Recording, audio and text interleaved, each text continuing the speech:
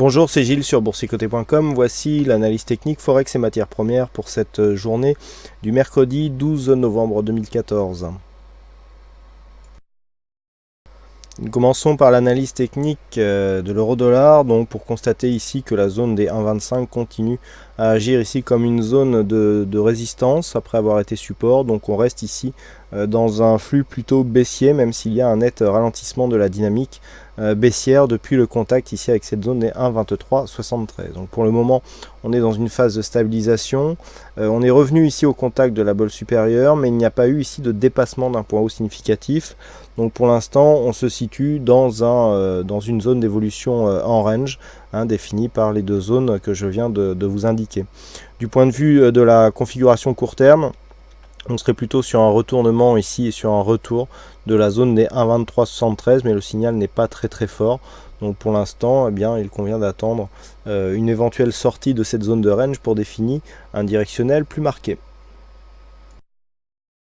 Sur le dollar yen, c'est là aussi la phase de stabilisation, puisqu'après avoir marqué ici cette zone de point haut, on est venu marquer ici une tentative de dépassement avant de revenir ici sur la moyenne mobile 20 et exponentielle. Donc pour l'instant, on est toujours ici sur une phase de stabilisation après une forte phase de hausse.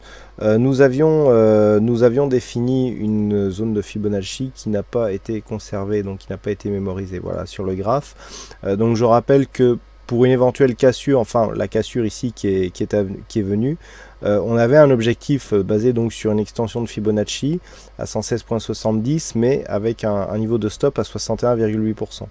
Alors lorsque l'on se rapproche, eh bien, on peut se rendre compte que cette zone ici de 61,8% a été cassée. Alors c'est d'une part par le fait que on a une faible amplitude ici de consolidation sur laquelle on vient prendre ici notre mesure, et d'autre part cela montre que eh bien, la cassure ici qui a donné un nouveau plus haut, eh bien, n'a pas permis de valider la poursuite de la dynamique en cours, donc ce qui confirme, je dirais, la phase de consolidation, la phase de temporisation actuelle.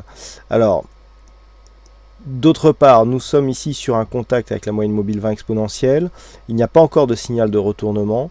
Je vous avais tracé ici le 23,6, même avec le dépassement que nous avons là, on voit que c'est cette zone ici des 113,84 qui fera office de déclencheur dans le cas de retournement d'un mouvement donc à la baisse et peut-être en direction ici d'un retracement à 38,2 qui se situe à 112,74. Donc pour l'instant phase de stabilisation sur le dollar yen.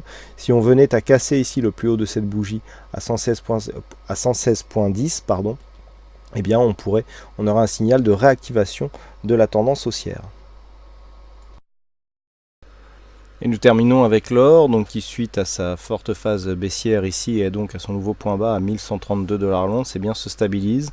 On a eu un rebond en fin de semaine dernière qui nous a porté sur un retracement à 38,2% de la phase de baisse, et depuis donc c'est la stabilisation qui irait plutôt dans le sens d'une poursuite baissière, puisqu'on n'a pas encore assez de points, mais on a l'air de s'inscrire ici dans un triangle symétrique.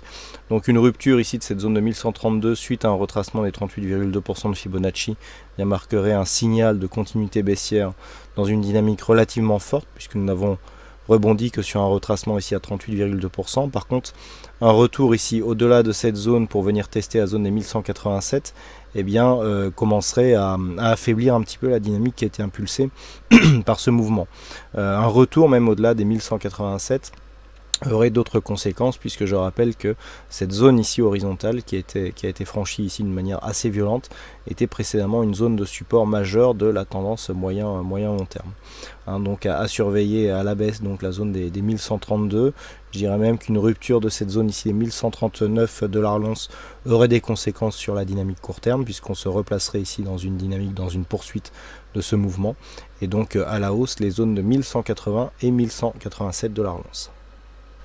Voilà donc ce que nous pouvons dire sur cette analyse technique Forex et matières premières. Il ne me reste plus qu'à vous souhaiter à toutes et à tous une bonne soirée, bonne chance au prochain trade, et on se donne rendez-vous dès demain pour d'autres analyses techniques sur le site boursicoté.com. Bonne soirée à tous.